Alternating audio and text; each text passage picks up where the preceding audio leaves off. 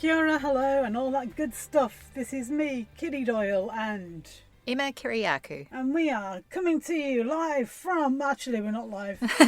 Yeah, we're not live, but we are coming to you from the Kāpiti coast in New Zealand.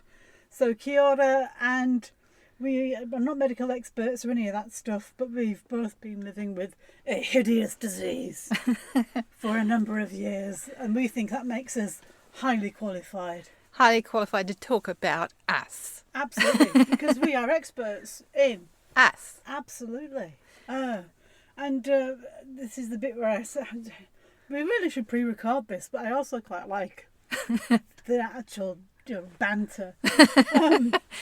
We're sponsored by Cover Yours Insurance, helping you from quote to claim. They're in your corner. You can contact them at coveryours.co.nz. Yes, it is my day job. Helps keep the lights on. Very professional insurance person by day. Strange podcast creator person by night. And Emma, what are we going to talk about this week? I was just going to say, I like the strange creative. I'm going to put that in my email signature. Strange creative. I am a strange creative. Today we're talking about what scares us in terms spiders. Of... What about Parkinson's scares you, Kitty? Everything. What scares you the most? Well, that got dark real quick, didn't it? Yeah, spiders and everything. All right. So I suppose to answer that, I should say the reason I started doing this podcast is because I didn't know anything about Parkinson's, and I think there's a lot of people out there who also don't know a lot about Parkinson's. This is true, I think. And I want people to know that they are not alone. And I want people to know that... Because when I found out about it, I thought it was the worst possible thing that could have happened to me in the entire world. And now, while I accept it's not great, I think my life is bizarrely fuller.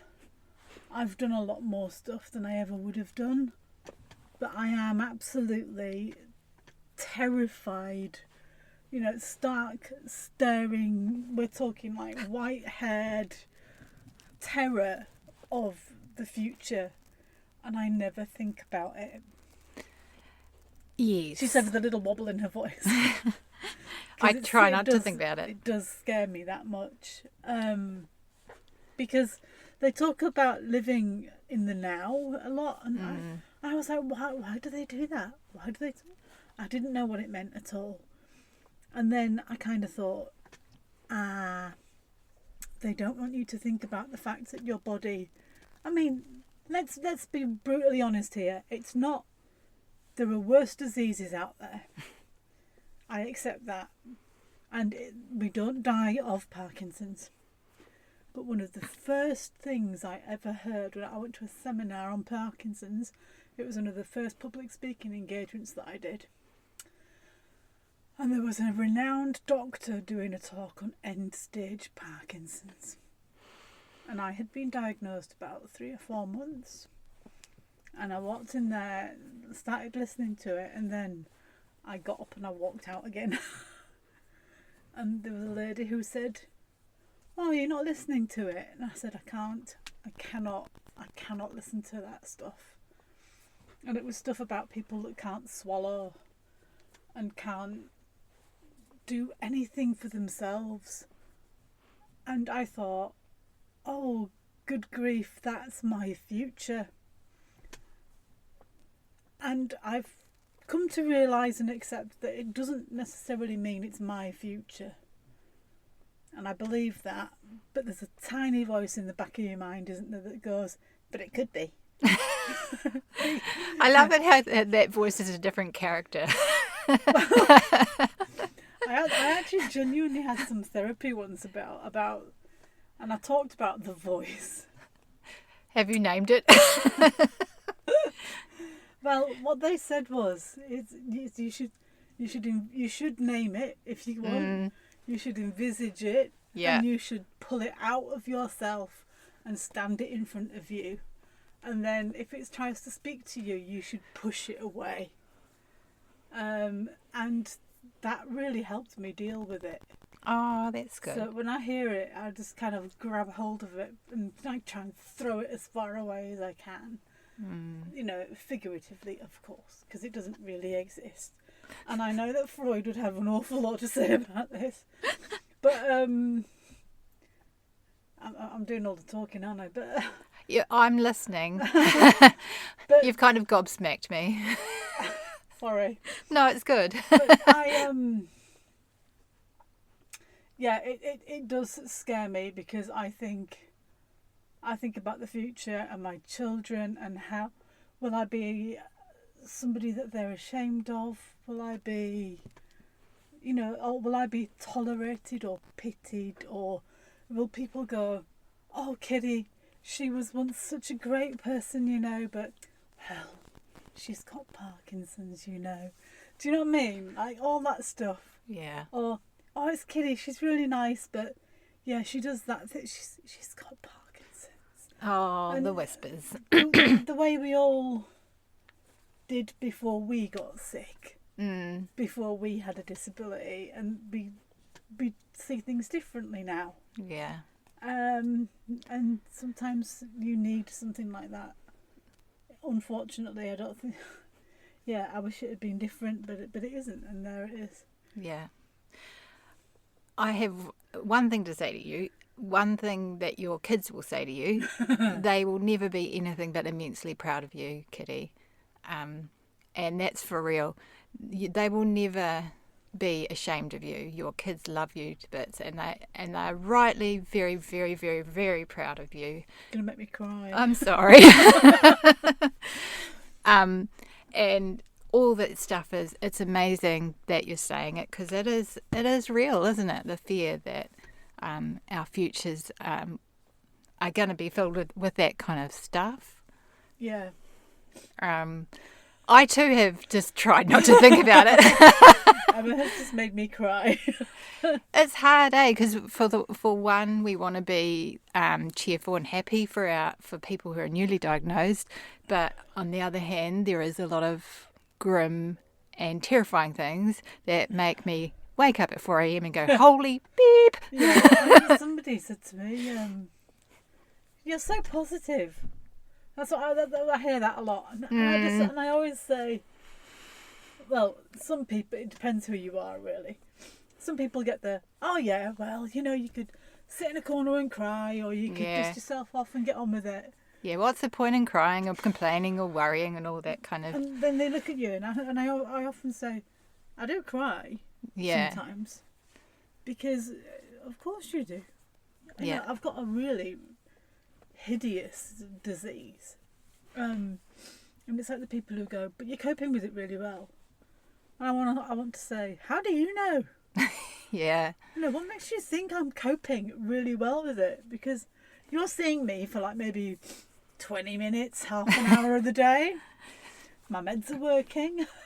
Yeah. Do you know what I mean? Yeah. Maybe we're here for a couple of hours. You actually have got no idea what my life is like. Yeah. Yeah. That all got a bit dark. I mean, you're going to have your head drilled open. And Thanks. Just referring back to last week. Yeah, I mean, you know what I mean? Yeah. I mean, yeah. If talking about it makes it kind of... I think it's necessary. It's not easy. We are... I mean, the thing that gets me kind of to that emotional place is when I think about my future too, because I think... And it makes me look back on the past and go, at that point in my life, I didn't know. Wow. And it makes me think of the person I was then and how much hope and good stuff I believed was in the future for me. And then I look at my life now and I think, A, that's gone. But also, weirdly, like you, B, my life is so much better than I think it, before I knew the track I was on would have got me to. Yeah, I've been doing a lot of research. My daughter's about to turn 21. I've been pulling out old photos and videos, and there were some pictures from 10 years ago, just before I was diagnosed. And I thought, wow, I've got no clue what's coming for me. Yeah. It's that self-grief, eh? Yeah. Yeah. And and yeah, it felt really strange to look at these pictures. And at the time, I thought I had it all planned out. You know, I was going to bring my kids up, and then I was going to retrain in something, and I was going to have a really good career, and I was going to do all this stuff. And instead, it tore my family apart. I ended up leaving my husband because I feel like he didn't understand. Yeah. And that was really sad. Oh, it was like a therapy session. It really is therapy in disguise. You know that, right? Totally. But my life is richer as well. Yeah. And I remember thinking Michael J. Fox got slammed for saying that, but I think... Who did? Michael J. Fox. Did he? Yeah, he said his life was richer, and it was actually, sometimes he thought it was better for having had Parkinson's. I agree. Yeah. No, I mean, I don't know about his life, but from what I've seen him talk about and heard him talk about, I think he's probably right. It gave him purpose. Yeah. Same with me. I'm healthier in many ways, fitter than I would have been on the track I was on. Oh yeah, I am too. I mean, for full disclosure, about just before we start recording this, Emma and I were just showing off to each other about, look, I did a side plank the other day, and I could never do one before, and it's taken me years. And I remember the first time I saw somebody do it, and I thought, I will never do that. And then, yesterday I thought, I'll give it a try. Oh my word, look at that, I can do it. And yeah. And that's amazing. And yeah, it's stuff like that. That's all. Thank you, Yay. Thank you for motivating me. Thank you for motivating me into lots of exercise that I despise. But yeah, it's strange, eh? It's totally like feel the fear and do it anyway sort of thing, isn't it? The whole lot of it. A great podcast episode. Oh no, we've done that one. Yeah, but no, I mean, I suppose there's probably not really much of a point or a summary apart from I don't think about the future, because when I do, I am pretty scared. But I guess that fear does turn into something positive in so much as it encourages me to exercise. And it encourages me to be the best person that I possibly can be. And it encourages me to go out and tell people that just because you might have a disability, you've still got value as a person. And I think that's really important. I totally agree. And stuff you think you can't do, you might be able to.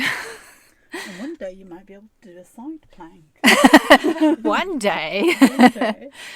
Yep. Work on those side planks. I mean, I've kind of hogged all the time. But I mean... That's fine, because I did the week before. Oh, is that right? Yeah, it's balanced now. How's it balanced? Is that the way you're tying it? Oh, that's yeah, just me kind of... Are you being I'm trying to make you feel better. Yeah. Emotional roller coaster here, people. Yeah, well, keeping it real.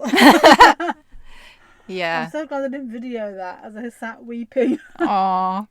And thank you very much for listening. You can find us at Ordinary Life and Ordinary Life PD on Instagram, on Facebook. We've got a website called ordinarylife.co.nz that is slowly getting there. And please get in touch if you've got any comments, questions, anything to say. If you love the show, please get in touch. If you don't love the show, then we don't care. I'm just going to do it anyway. Yeah, nobody pays us, so I'm just going to keep doing it. And thank you for listening. We'll see you next time, or not see you, as the case may be. We will be here regardless. Talking about our ordinary lives. our very, very ordinary lives. Thank you, Emma. Thank you, Kitty. And we'll see you next time. Bye.